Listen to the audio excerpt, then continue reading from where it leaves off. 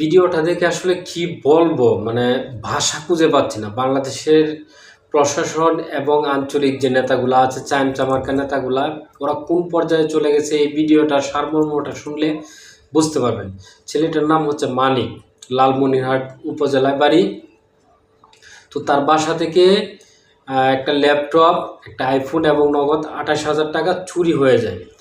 তো কিছুদিন পরে ওই এলাকার ওয়ার্ড কাউন্সিলর, মানে ওই এলাকার যে মহিলা মেম্বার আছে ওনার আমেনা খাতুন, ওনার বাসায় এই চোর ধরা পড়ে। তখন ওইখানে এই চোর স্বীকার করে যে এই মানিকের বাসা থেকে সে টাকা, ল্যাপটপ এবং মোবাইলটা চুরি করেছিল। আশেপাশ থেকে অসংখ্য মানুষ জড়ো হতে থাকে, অসংখ্য মানুষ চলে আসে ব্যাপারটা নিয়ে। তো মানে তর্ক বিতর্কর সৃষ্টি হয়ে যায়, একটা গুজামেল অবস্থা, মানে একটা হই হুল্লার সৃষ্টি হয়ে যায় যে চোর ধরা পড়েছে।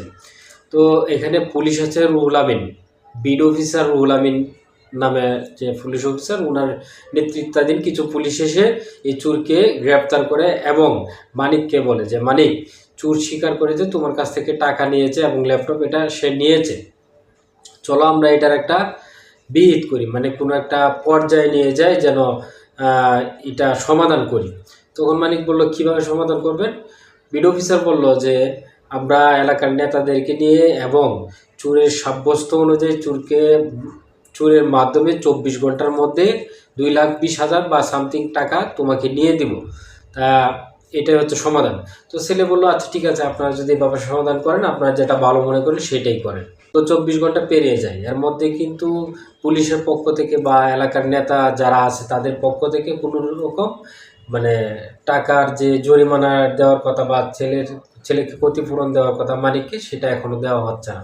তো উনি বাধ্য হয়ে বিড অফিসারের সাথে যোগাযোগ করলে বিড অফিসার বললে যে বিষয়টা আমরা দেখছি, তুমি এটা নিয়ে আর বাড়াবাড়ি করো না, এটা স্থগিত করে দাও। অর্থাৎ যে জরিমানা টাকাটা পুলিশ বা এলাকার স্থানীয় নেতারা সংগ্রহ করেছে, এটা হয়তো মেরে দিয়েছে বা মেরে দিবে, এরকম কোনো চিন্তা ভাবনা তাদের মধ্যে থাকতে পারে। তো ছেলেটা বাধ্য হয়ে কিছুদিন অপেক্ষা করার পর ওসির কাছে যায়। ওসিও সেম কথা বলে যে তুমি এই ব্যাপারে কোনো কথা বলো না, এটা আমরা দেখব। তো এইভাবে সময়ের পর সময় যাচ্ছে, বাধ্য হয়ে ছেলেটা শেষ পর্যন্ত লালমনিরহাট জেলায় যায়। সার্কেল অফিসারকে বলে ঘটনাটা, সার্কেল অফিসার বলে তদন্ত করতে হবে, একটা সময় লাগবে, 1 মাস সময় দেওয়ার জন্য। তো 1 মাস পর পেরিয়ে গেলেও মানে এই ছেলের যে জরিমানা টাকাটা সে এখনো হাতে পায় নাই। এই জন্য সে আবার যখন এই সার্কেল অফিসারের সাথে যোগাযোগ করে তখন তাকে হুমকি ধমকি দেওয়া হয়, পুলিশের হয়রানির কথা বলা হয়, পুলিশ তাকে গ্রেপ্তার করবে, বিভিন্ন ধরনের মামলায় ঢুকিয়ে দিবে এই টাকা নিয়ে কথা বললে, ইত্যাদি ইত্যাদি ব্যাপার নিয়ে কথা বলার কারণে ছেলেটাকে হুমকি ধমকি দিয়ে যাচ্ছে। মানে স্থানীয় নেতারাও হুমকি দিচ্ছে এবং পুলিশের পক্ষ থেকে হুমকি দিচ্ছে যে বাড়াবাড়ি করলে তোমাকে কোনো একটা মামলা দিয়ে জেলে ঢুকিয়ে দেব। এটা মানে দেখেন কত বড় জুলুম। এই সামান্য একটা ছেলে, ছোট একটা ছেলের ব্যাপারে এই একটা সামান্য ব্যাপার নিয়ে পুলিশ এবং স্থানীয় নেতার মাধ্যমে কত বড় একটা জুলুম তার উপর চাপিয়ে দেওয়া হচ্ছিল। কিন্তু ছেলে তো নাছোড়বান্দা, বললো যে আমি একটা মধ্যবিত্ত ফ্যামিলি বা গরিব ফ্যামিলি যাই আছি না কেন, আমার এই টাকাটা যেহেতু পুলিশ স্বীকার করেছে এই টাকাটা সে 24 ঘন্টায় দিবে বা 1 মাসের মধ্যে দিবে, এটাও পাচ্ছে না। আর আসামিকেও ছেড়ে দিয়েছে, মানে চোরকেও ছেড়ে দেওয়া হয়েছে, তার মানে তারা একটা বিহিত করে ফেলেছে বা টাকাটা কোনো একটা পর্যায়ে নিয়ে গেছে বা খেয়ে ফেলেছে, এরকম একটা ধারণা। তো ছেলেটা বাধ্য হয়ে পরিশেষে অনেক ধরনের হুমকি দুমকি পাওয়ার পরে সে বাধ্য হয়ে ঢাকায় আসে, একটা সাংবাদিক সম্মেলন করে।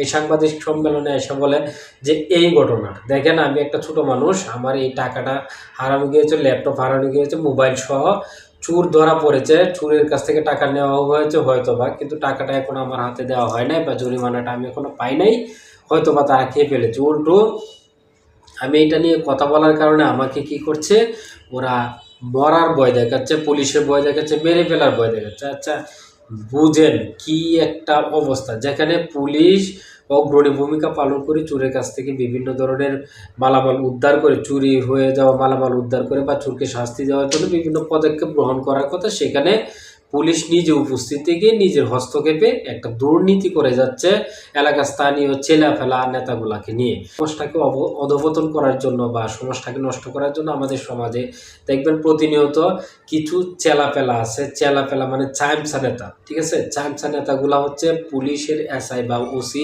এইগুলোর পিছনে ছুটি ছুটি চামচামি করে, কিছু কিছু টাকা সংগ্রহ করে, কিছু ধরেন চান্দার মতো কিছু ব্যাপার, এগুলো কিন্তু পুলিশ এই চামচাগুলো দ্বারা নিয়ন্ত্রণ করে। আমাদের দেশের পরিকল্পনা যতক্ষণ পর্যন্ত চান্দা দূর করা না যাবে, দুর্নীতি দূর করা না যাবে, ততদিন পর্যন্ত বা ততক্ষণ পর্যন্ত এই দেশ সুশৃঙ্খল এবং শান্তিপ্রিয়ভাবে কখনোই চলতে পারে না।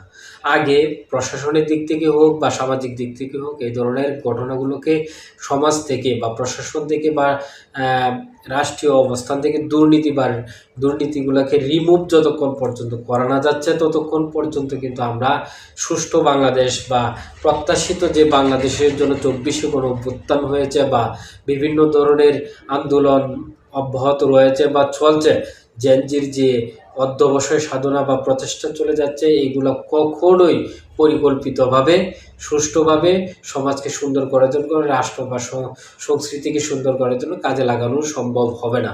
আগে অবশ্যই প্রশাসনকে শক্তিশালী হতে হবে। প্রশাসনকে দুর্নীতি মুক্ত করতে হলে আগে সমাজকে দুর্নীতি করতে হবে, অথবা সমাজকে দুর্নীতি মুক্ত করতে হলে প্রশাসনকে দুর্নীতি মুক্ত করতে হবে।